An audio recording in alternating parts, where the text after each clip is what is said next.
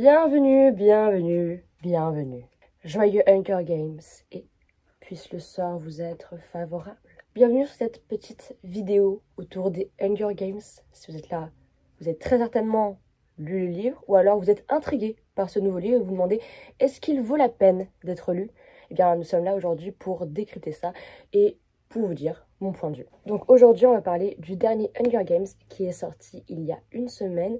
Donc c'était le 20 mars. Il s'agit de Hunger Games, Lever de soleil sur la moisson, qui est sorti aux éditions Pocket Jeunesse au prix de 19,90 €. Ce nouveau livre s'ajoute donc à la série et on en arrive donc à un total de 5 livres écrits par Suzanne Collins autour des Hunger Games.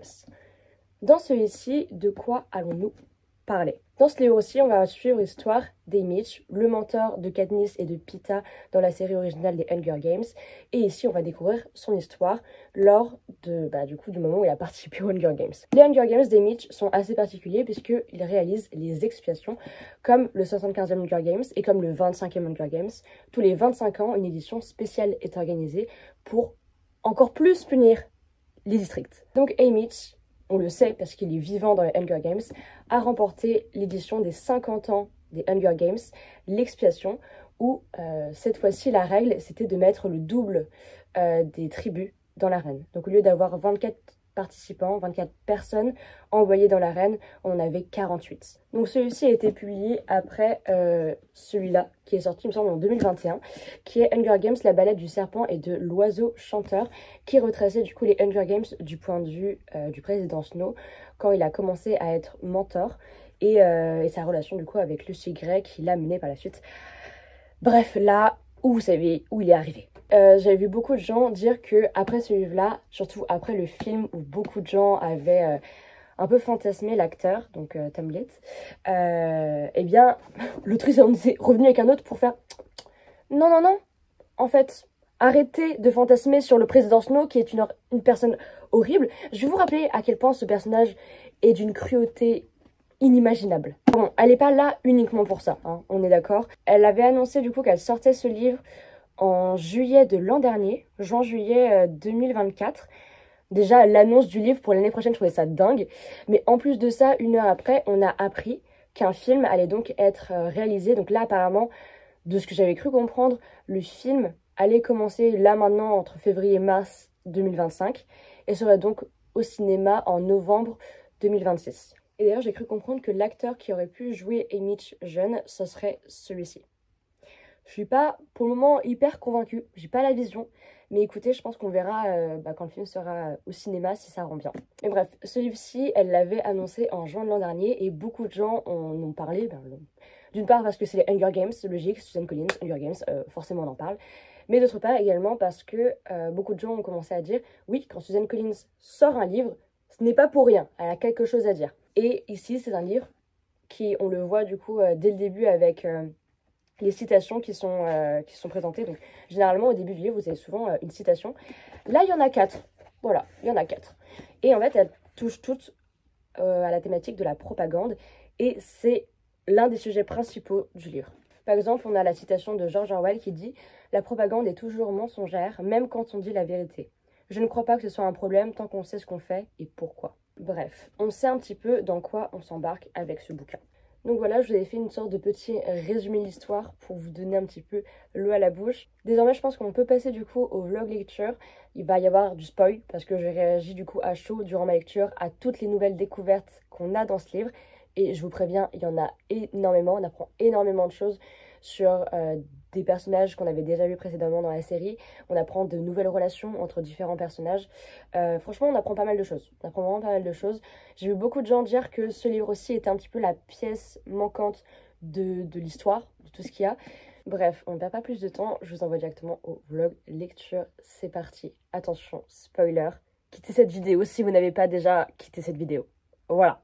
Vous l'avez compris, j'étais obligée de faire un vlog lecture sur ce bébé. Du coup, j'ai récupéré Hunger Games, Lever de soleil sur la moisson, qui est donc le tome sur Haymitch, qui sort officiellement en librairie le 20 mars.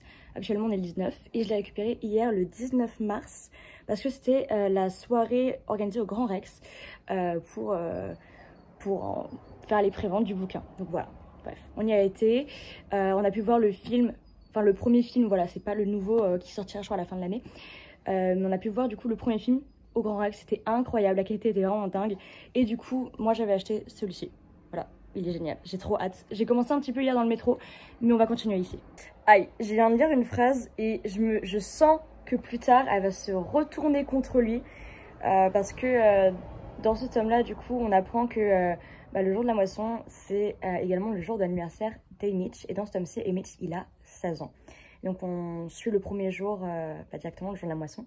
Il discute avec ses amis et ses derniers lui disent mais en même temps, quelle idée d'être né le jour de la moisson.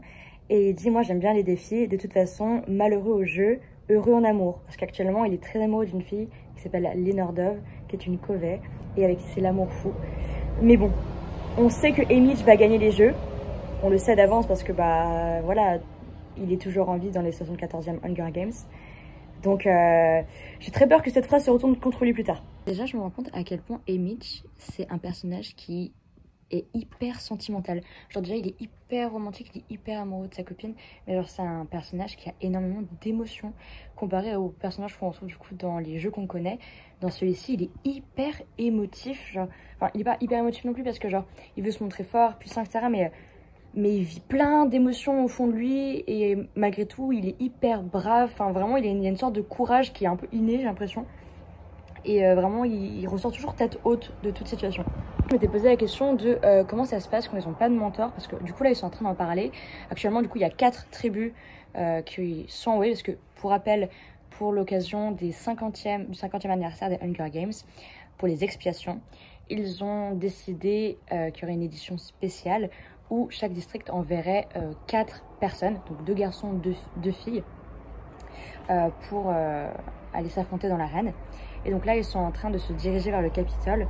Et donc, on apprend que effectivement, il y avait eu une gagnante auparavant du district de 12, que personne n'a d'informations sur elle. Mais que du coup, actuellement, il n'y a aucun mentor pour eux. Et que le mentor ou la mentor qui va leur être attribuée vient d'un autre district. Les gars, j'ai besoin d'une pause là. J'ai besoin d'une pause. Pause, wait. On a plus d'informations sur la broche du Gémeaux-Cœur. On apprend que la broche du Gémeaux-Cœur a été offerte lors d'un anniversaire à la fille du maire. Donc c'est des jumelles, donc elles ont chacune une broche, une avec un colibri et l'autre avec un Gémeaux-Cœur. Et on apprend que ces broches appartenaient à la mère de la copine du coup de Haymitch. Sa mère, on ne sait pas qui c'est, mais bon, écoutez, peut-être qu'on apprendra que c'était elle, j'ai oublié son nom, c'était elle, la 10e édition des Hunger Games. Peut-être que c'était elle, peut-être, ça pourrait être dingue.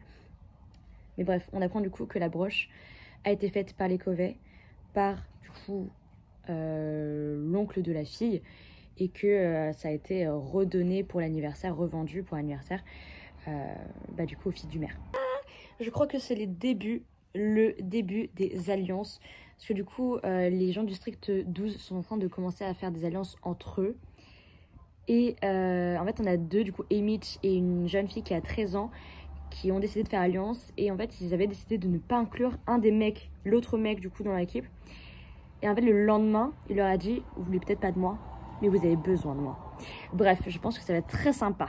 Parce que je m'attendais que pour les 50e Hunger Games, on se soit davantage rapproché de ce à quoi ça ressemble durant les 75e, dans le sens où genre c'est encore très rudimentaire.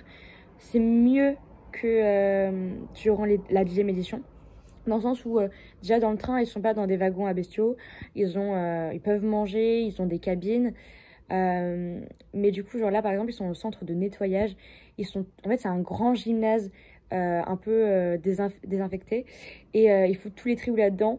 Et ils sont séparés par des rideaux et c'est là qu'ils sont lavés. Genre c'est encore un peu rudimentaire. Et je m'attendais à quelque chose d'encore, enfin qui se rapprochait peut-être encore davantage du 75e.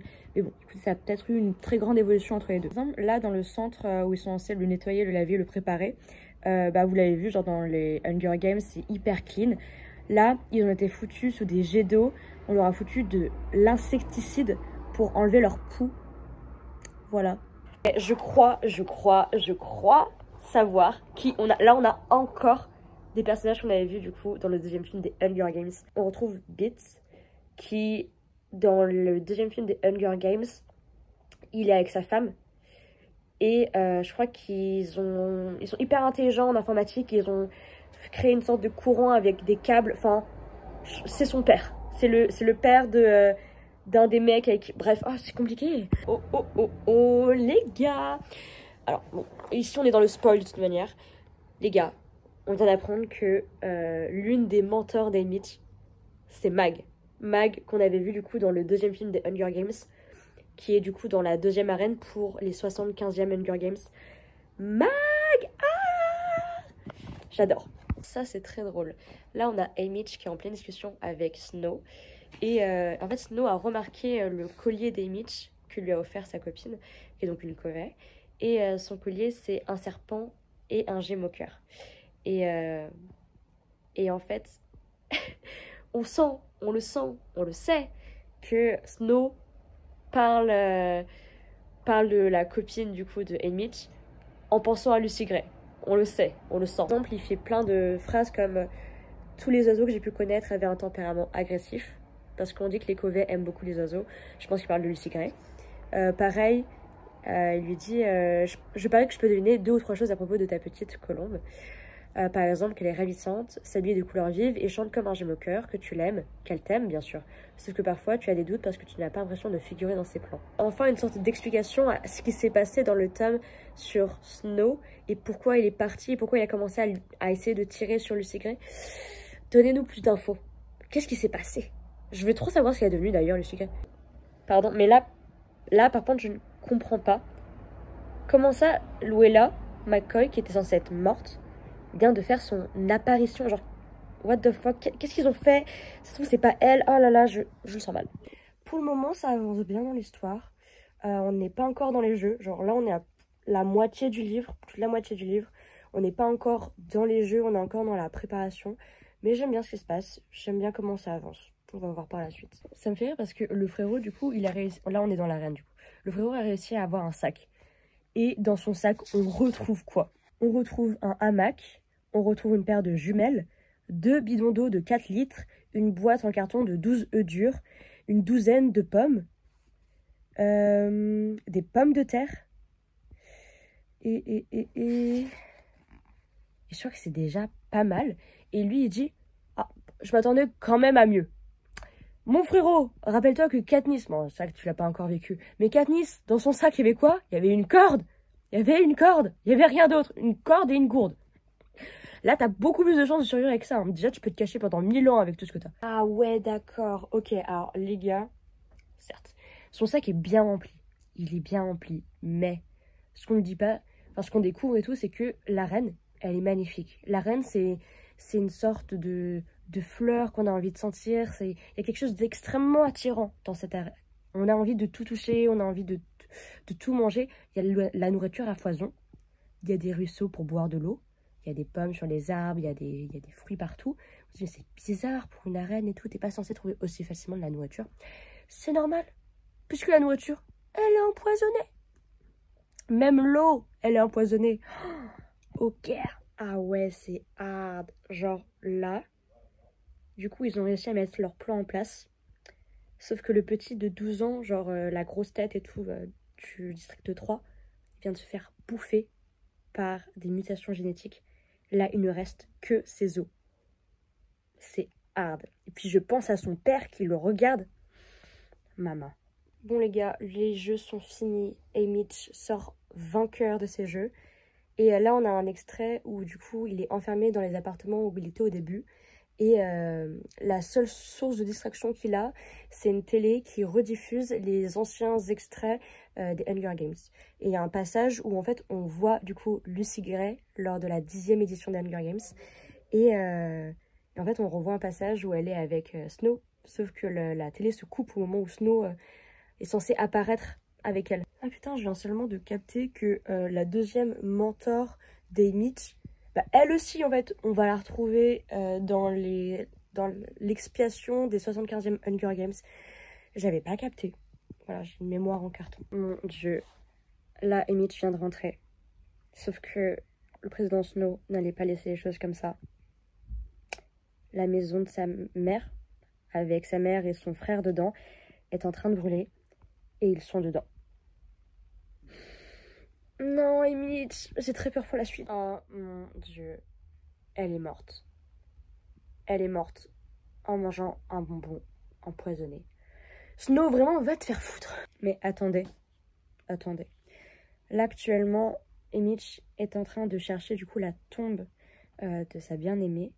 Et c'est donc Budok qui va lui montrer le cimetière Covey. Et en fait, il y a différentes tombes avec comme écriture dessus le poème dont leur prénom est tiré. Et en fait, on retrouve le poème de Lucy Gray. C'est-à-dire qu'elle est morte. J'adore. Il y a un épilogue où on fait un énorme bond dans le temps. J'ai hâte de lire ça. Ok, du coup, dans l'épilogue, on a un bond dans le temps jusqu'à la fin de la 75e édition des Hunger Games, jusqu'à la fin de la trilogie, en fait, on a un bond dans le temps. Waouh, c'est trop kiki. Bichette. Ok, j'ai donc officiellement terminé le dernier Hunger Games, lever de soleil sur la moisson. Aïe aïe aïe. J'ai vu tellement de gens en vidéo pleurer sur la fin. Et autant je suis une personne très émotive, très émotive. Autant sur la fin, du coup j'ai pas pleuré. J'ai senti par contre que mon cœur se serrait très fort. Et oh, c'est dur quand même. Mais pas sur la toute fin. Je pense que mon cœur s'est vraiment serré au moment où genre il rentre dans le district 12. Et en fait, il découvre la maison de sa mère en feu. Et là, mon cœur, vraiment, il s'est serré. Je me suis dit, non, les gars, vous êtes sérieux là? Vraiment, ça m'a fait tellement mal au cœur.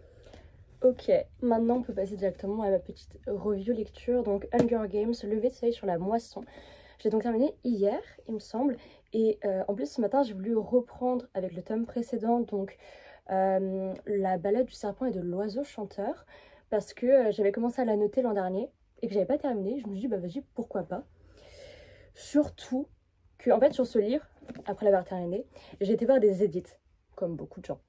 Et il y avait pas mal d'édits qui disaient que, suite à l'engouement de beaucoup de personnes par rapport au film, notamment du dernier Hunger Games, donc la balade du serpent et l'oiseau chanteur, où on avait l'acteur Tom Blitz, il me semble, qui était là et qui était très beau. Beaucoup de gens ont commencé à vraiment apprécier Snow, alors que c'était pas le but du bouquin. Et du coup, elle a fait « No! Hop! Nouvelle raison de détester Tom !» Donc voilà, donc dans ce bouquin, effectivement, le président Snow est un homme horrible, affable, on le déteste, on a envie de l'étriper. Vraiment sur la fin, je vous jure sur la fin, comment j'avais envie de l'étriper. Ce mec, tu te fous de ma gueule. Tu te fous de ma gueule. En même temps, s'il avait rien fait, ça aurait pas été le président Snow. Parce que tu ne peux pas impunément te moquer de lui. Tu ne peux pas cracher sur sa réputation sans en subir les conséquences. Et vu que tu t'en es un peu trop bien sorti à son goût, eh ben, il a décidé de zibouiller toute ta famille. Logique. Bref, qu'est-ce que j'ai pensé de ce petit bouquin? Donc moi, c'était une très bonne lecture. De manière générale, si je me contente de m'arrêter à l'histoire et non pas à tout ce que ça représente, l'histoire en elle-même était très bien. Elle était très bien. Également, comme les précédents tomes, il était écrit à la première personne. Chose qui n'était pas le cas pour le tome sur la balade du serpent et l'oiseau chanteur. Donc celui-ci est écrit à la première personne et retrace donc l'histoire d'Haymitch, vous l'avez bien compris. Je suis très contente d'avoir lu ce livre sur Haymitch parce que c'est un personnage qui est très mystérieux, très emblématique. C'est un personnage assez important des Hunger Games et son Hunger Games à lui, c'était un moment assez impactant. C'est quand même le 50e Hunger Games, tous les 25, 50 et 75, donc bref, tous les 25. Il y a un événement spécial pour Hunger Games et lui, c'était du coup de mettre le double des tribus dans l'arène. Et donc, Haymitch se retrouve durant cette fameuse expiation avec 3 autres personnes de son district. Et j'ai adoré. J'ai adoré sa relation avec les autres personnages. Au début, il était très proche de Luella, jusqu'à qu'elle meure, paix à son âme. Mais par la suite, j'ai trop aimé comment il s'est de ouf rapproché des autres personnages tels que Messili et Wyatt. J'ai adoré sa relation avec Messili. Ça se voit... En plus, vraiment, j'ai trouvé ça trop mignon. Le moment où il fait... Ah, c'est pas qu'une amie. Comment on peut décrire ça? On passe de détester la personne à quelqu'un qui est comme ma famille. J'aimerais l'appeler ma sœur. Et en fait, vraiment, il la considère comme sa sœur dans le livre. Genre, s'il avait dû avoir une sœur, il aurait aimé que ça soit elle. Et je suis trop émue par ça. Je trouve ça super beau. Surtout que lui, dans l'histoire, ce qu'il explique, c'est que normalement, il aurait dû avoir des sœurs jumelles qui sont décédées avant la naissance. Et du coup, c'est comme si là, il avait eu une sorte de sœur temporaire, mais une sœur quand même. Et ça les a beaucoup rapprochés, même si la période entre le moment de la moisson et la toute fin des Hunger Games, je pense qu'il s'écoule peut-être 2 semaines. courte période, mais c'est une période tellement intense en émotion, t'as besoin d'avoir en fait un pilier. Et il l'a retrouvé auprès de Messili, et Messili a été vraiment un personnage auquel on s'attend. Moi, je m'attendais pas qu'elle soit autant exubérante. Elle était géniale. Genre, elle était vraiment géniale parce que quand elle est décrite au début par Haymitch, elle est décrite comme la peste du village qui aime montrer sa fortune aux autres en portant plein de colliers, etc., plein de bijoux. Et en fait, dans les Hunger Games, elle est géniale. Elle se démarque par le fait qu'elle a un goût assez prononcé pour la mode. Du coup, elle est là, vous vous habillez mal, mais pourquoi vous osez porter ça en fait? Et elle se moque des gens du Capitole. Et en fait, c'est comme ça qu'elle est repérée un peu par les gens du Capitole et qu'elle se fait apprécier. Et dans l'arène, je m'attendais pas à ce que ce soit une vraie warrior. Genre vraiment, elle est en mode viking, elle est prête en fait à tuer des gens, alors que bah, vu comment elle était décrite au début, on avait l'impression qu'elle ne pouvait même pas faire une activité sans se casser un ongle. Là, elle est décrite comme une warrior, vraiment femme fatale, j'adore. Et vraiment, j'ai trop aimé son personnage au sein des Hunger Games. Elle m'a jamais énervée. C'est un personnage qui n'a jamais suscité de la colère en moi. Genre juste, elle était en OK, girls, montre-leur. Donc j'ai trop apprécié. J'ai bien aimé aussi la relation qu'il avait avec Luella, même si c'était du coup de courte durée. Et avec Wyatt, moi je me dis, mais j'ai un peu de peine, parce que quand j'y repense, j'ai repensé à un truc. Mais en fait, il avait dit quelque chose sur sa famille. Amy j'ai dit quelque chose sur la famille de Wyatt. Et en fait, il avait jamais eu l'occasion de s'excuser. Et en fait, au repas, juste avant de commencer Hunger Games, il avait hésité à le faire. Finalement, il l'avait pas fait. Et en fait, je me rends compte que du coup, il n'a pas eu l'occasion de s'excuser auprès de lui. Et du coup, ça peut faire partie de ces multiples choses auxquelles il va repenser plus tard, quand le temps passera. L'écriture était très bien également. Les événements en eux-mêmes étaient super. C'était, comme beaucoup de gens le décrivent, un Hunger Games extrêmement brutal. Ce qui était plus brutal que les autres, disons que oui. En termes de violence, quand même, il avait l'air beaucoup plus brutal. Dans la description, dans les morts, en fait, il y a, ne serait-ce qu'au début, à la moisson, il y en a un, donc celui qui aurait dû avoir la place des Mitch, il fugue, et du coup, il se fait tirer dessus. Moment extrêmement violent, la manière dont c'est décrit, les morceaux de cerveau qui s'en vont, enfin vraiment. Par la suite, on a quoi? On a Luella qui meurt dans la calèche, on va dire, et les petits chevaux là qui s'en va. Pareil, toutes les morts décrites dans les jeux, très gore également. Moi, une image que j'ai trouvée genre horrible, c'est à la fin quand il a gagné les Hunger Games, qu'il est censé rentrer chez lui. On lui dit, ça fait 2 heures qu'il attend dans le train, il se dit mais pourquoi on part pas? Et le pacificateur lui dit on attend tes amis. Il se dit mais mes amis, comment ça? Et en fait il regarde par la fenêtre et il voit les cercueils de ses anciens compagnons qui sont en train d'être mis dans le wagon juste après lui. Et quand il rentre, les cercueils sont balancés sur la voie. Ça, c'est une image que je trouve super forte. Surtout que tu as un enchaînement qui est très mauvais, où tu as du coup les cercueils qui sont balancés. Lui qui arrive à la gare, il n'y a personne pour lui, pour sa mère, son frère, ils sont où? Il voit qu'il y a un incendie, hop, sa famille, hop, ils sont morts. Et puis après, il va essayer de retrouver sa bien-aimée, hop, elle va mourir aussi. Surtout qu'il a cette culpabilité de c'est peut-être à cause de moi qu'elle est morte. Voilà, donc Haymitch, il n'a pas eu une vie très facile sur ces points-là. Surtout que, du coup, il n'a pas de père non plus. Il se retrouve tout seul dans le village des vainqueurs. Et en fait, il est obsédé par cette idée de toutes les personnes qui m'entourent, je vais causer leur mort. Ce pourquoi il s'était éloigné du coup de son meilleur ami Budok, et de sa copine du coup Astrid, qui sont donc les parents de Katniss, et de d'autres amis à lui. Et c'est pour ça en fait qu'il sombre dans une profonde solitude où au début il disait qu'il ne buvait pas, même s'il vendait de l'alcool, et que maintenant il sombre dans l'alcoolisme. Personnage très torturé, mais j'ai bien aimé découvrir son histoire, découvrir qu'est-ce qui l'avait amené à devenir comme ça, à devenir ce personnage torturé. Et à la fin du coup on a cet épilogue où en fait il parle de Katniss, il parle du fait que son meilleur ami du coup était tellement fier de montrer sa fille quand elle est née, que c'est une fille qui était très débrouillarde, et en fait qu'il a toujours eu un œil sur elle, même du coup quand le père de Katniss du coup est décédé. Lui il a continué à garder un œil sur elle quand elle a du coup participé au jeu des Hunger Games. Il a essayé vraiment de faire de son mieux pour la maintenir en vie. Voilà. Ça fait très mal, surtout que Autre chose qui fait très mal, parce que j'ai vu plein d'édits entre temps, il y a énormément de comparaisons du coup entre la vie de Katniss et la vie de Haymitch, sur le fait que tous les deux se sont lancés dans les Hunger Games, non pas par plaisir, enfin personne n'a envie de participer aux Hunger Games par plaisir, sauf les carrières, mais eux ils y sont allés pour protéger quelqu'un. Donc lui c'était dans le but en fait de protéger Léonore Dove. Elle n'avait pas été tirée au sort, mais de base il voulait juste la protéger. Et pareil pour Katniss, pour protéger sa sœur. Et que malgré tout, eh bien ceux qui voulaient protéger sont morts. Ça fait super mal à entendre. Il y avait ça, il y avait le fait que dans les Hunger Games de Katniss, elle a créé un lien très très fort avec Rue, qui était décédé. Et pareil pour lui, en fait, Haymitch avait créé un lien super fort avec le fils de Beat, qui est lui-même en fait décédé. D'ailleurs, sa mort, je la trouve... Enfin, genre, je trouve ça hard. Genre, vraiment, il a été mangé par des animaux carnivores. À la fin, vraiment, il ne reste que ses os. Que ses os. Mais vraiment, genre, j'ai tellement de la peine en plus pour son père, qui était du coup son mentor. Voilà. C'est terrible. Ok, maintenant, on peut passer à la thématique principale du bouquin, qui est la propagande. La thématique de la propagande, elle sort pas de nulle part, tout le monde en a parlé, et surtout quand le livre est sorti, quand le livre a été annoncé, beaucoup de gens ont commencé à dire « Oui, Suzanne Collins, quand elle publie un livre, ce n'est pas pour rien dire. » Là, elle avait quelque chose à dire, elle avait quelque chose à dire en lien du coup avec la propagande.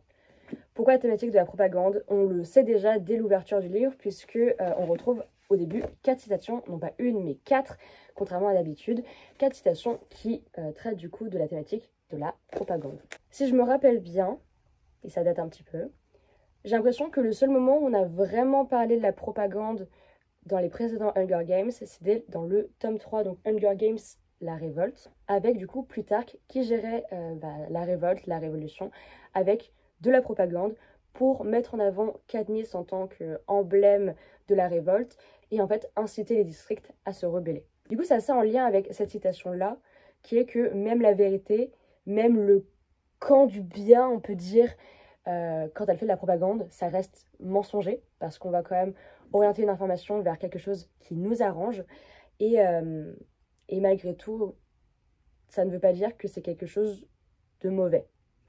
Ça dépend dans quel contexte, encore une fois, mais voilà, tant qu'on sait ce qu'on fait, et dans quel but, ça peut aider une cause. Mais du coup, dans ce livre aussi, oui, la thématique de la propagande est une thématique majeure. On la retrouve à plusieurs reprises. Je pourrais vous en citer 2-3 moments importants de propagande dans ce livre-là. Et Suzanne Collins a vraiment accentué ce point-ci dans ce livre. Thématique majeure. Donc la première forme de propagande qu'on va retrouver dans ce livre, ça va passer autour des affiches. Donc j'ai repéré du coup 2 moments où on en parle et où du coup c'est des points de vue un peu différents. Tout d'abord, on a les affiches qui sont placardées dans les différents districts. Ces affiches ont pour but de rappeler aux habitants des districts qu'ils doivent se soumettre au Capitole. Et donc on va retrouver comme slogan « Pas de paix, pas de pain, pas de paix, pas de sécurité, pas de pacificateur, pas de paix », qui rappelle donc au district de ne pas se rebeller. Mais on a un contraste assez fort avec le moment où Haymitch arrive au Capitole et où ici également il y a des affiches de propagande qui clament des slogans tels que « Pas de paix, pas de prospérité, pas de Hunger Games, pas de paix ». Ces citations permettent de nous montrer donc en lumière que selon l'endroit où vivent les habitants, ils n'ont pas le même message et n'ont pas cette même propagande. On leur inculque donc une vision assez précise de ce qu'ils doivent croire ou ne pas croire. Donc dans les districts, on les incite du coup à ne pas se rebeller, et dans le Capitole, on incite les gens à participer aux Hunger Games, en tout cas à les regarder, à y contribuer à travers des dons, à travers la compétition, également à travers les paris. Dans les livres sur le président Snow, il se pose la question de pourquoi les habitants du Capitole ne regardent pas les Hunger Games, pourquoi les gens du district ne regardent pas les Hunger Games. Et en fait, il cherche des idées pour inciter les gens à les regarder. Et en fait, il y en a un qui propose d'obliger les gens à les regarder. Il y a un côté où je pense qu'avec la propagande, tu incites... Parce que pour les habitants du Capitole, qui ont vécu la guerre, ils ne veulent pas retourner dans cette période de guerre qu'ils ont très mal vécu parce que, du coup, la guerre, la famine, les morts, vous avez compris. Et en fait, les Hunger Games, c'est également un rappel pour eux de ce qu'ils ont vécu. Et du coup, que s'ils ne veulent pas se retrouver à nouveau dans cette situation, ils doivent regarder les Hunger Games et en venir à détester les districts. Autre moment où on parle de propagande dans le livre, ça va être dès le début avec la moisson. Parce que pour la moisson, en fait, à l'origine, Haymitch, il a jamais été tiré au sort pour être dans les Hunger Games. Celui qui aurait dû être tiré au sort, en fait, il s'est échappé au moment de l'annonce et il s'est fait tirer dessus. Et ce qu'ils expliquent à ce moment-là, c'est que tout ce qui est filmé n'est pas filmé en live. Il y a un délai d'environ 5 minutes qui fait qu'on a le temps de dégager le cadavre, ils appellent ça vraiment le cadavre de la zone, d'enlever toutes les personnes avec une tache de sang et de faire un faux tirage. Et vu que Haymitch s'est interposé à un moment, ils ont fait « Toi mon garçon, tu vas aller aux Hunger Games ». C'est comme ça que Haymitch se retrouve dans les jeux alors qu'à la base il n'avait pas été tiré au sort. Et du coup ils vont refilmer la scène comme si de rien n'était. On va mettre Haymitch au premier plan, il va monter sur scène calmement, on lui dit strictement ce qu'il a à faire. On met spécifiquement le papier avec écrit Haymitch en haut de la pile pour que du coup la présentatrice puisse le piocher dans le bol. Et par la suite, Plutarque, qui est donc un personnage qu'on avait vu dans les Hunger Games, qui s'occupait donc de la propagande de la révolte, Plutarque à ce moment-là est plus jeune et s'occupe donc de la propagande du Capitole, et en particulier du district 12. Et en fait, Plutarque va chercher à avoir certaines mises en scène. Par exemple, il va essayer de filmer la séparation entre les sœurs jumelles Messilie et Merily. Il va essayer de filmer des réactions auprès des différentes familles. Et il va demander à la mère de Haymitch et son petit frère de jouer le moment où en fait ils ont appris que Haymitch allait être tiré au sort pour les Hunger Games. Ce qui n'a jamais été le cas du coup, officiellement il n'a jamais été vraiment tiré au sort. Mais en fait ils ont promis à sa famille que si il s'obéissait et se soumettait en acceptant de tourner cette vidéo, eh bien il pourrait voir Haymitch 1 à 2 minutes avant qu'il soit embarqué pour le Capitole. Et donc le moment fort de propagande, c'est le moment où ils sont dans le train. Donc déjà on avait cette première scène là où ils étaient à la moisson, ça se passe très très mal.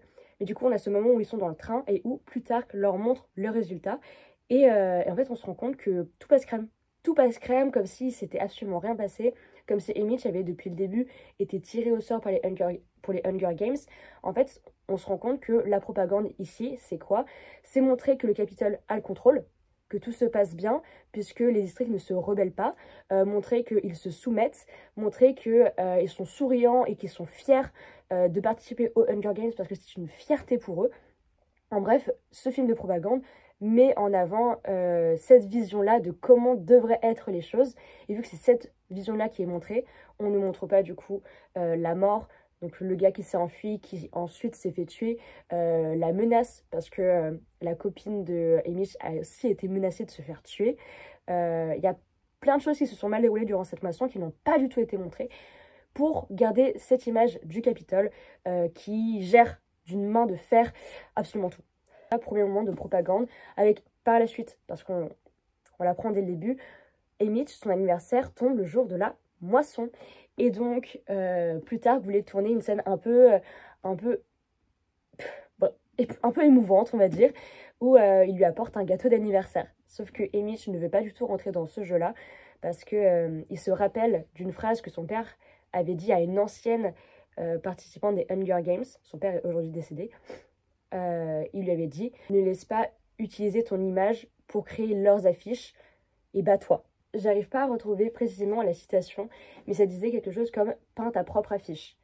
En gros, peins ta propre affiche de propagande, montre-leur l'image que toi, tu veux leur montrer. Donc ça, c'est une image avec laquelle Haymitch va rester tout du long de l'histoire. Quand il va rencontrer ses mentors vont parler du coup avec l'ensemble du groupe et commencer par leur demander qu'est-ce qu'ils voulaient. Du coup, Haymitch au début dit qu'il ne veut pas mourir d'une manière longue et qui fasse souffrir ses proches, qu'il veut mourir d'un coup. Et après, il y repense et il se dit mais je veux pas que ça. Moi, je veux faire passer un message. Je veux montrer au Capitole qu'ils sont en train de nous tuer et qu'on n'est pas des bêtes, on n'est pas des animaux, qu'on a des vies, qu'on mérite de vivre tout autant qu'eux et que je vois pas pourquoi on devrait continuer ces Hunger Games. En fait, il veut faire passer ce message-là, faire passer ce message de rébellion. C'est ce à quoi il va s'attarder tout au long des jeux et même tout au long des présentations parce que comme vous l'avez vu dans les Hunger Games de la série originale, ils vont passer du coup devant des juges, ils vont passer à la télé. Et en fait, Haymitch va jouer ce rôle du garçon un petit peu voyou pour essayer de se faire des sponsors. Et en fait, dans les Hunger Games, il va essayer de renverser tout ça. Déjà, la mission qu'il avait essayé de mettre en place avec Amper, c'était de détruire le cerveau de la reine en l'inondant, puisque dans chaque arène, il y a de l'eau. Donc il a essayé de l'inonder, donc il a réussi à le faire.